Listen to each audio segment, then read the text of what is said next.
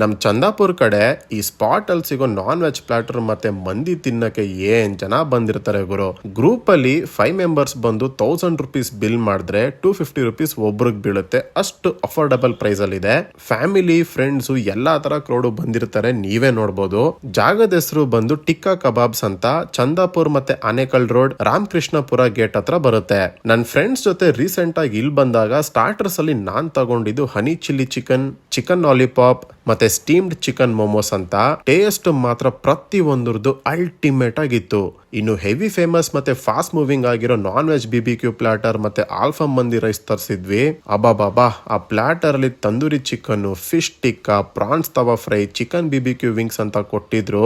ಸೈಕ್ ಆಗಿತ್ತು ಗುರು ಒಂದೊಂದು ಟೇಸ್ಟ್.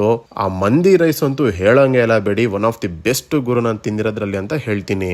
ಒಂದ್ ಒಳ್ಳೆ ಆಂಬಿಯನ್ಸ್ ಅಲ್ಲಿ ಈ ತರ ಫುಡ್ ಕೊಟ್ರೆ ಸ್ವರ್ಗ ಅಂತಾನೆ ಅನ್ಕೊಳ್ಳಿ.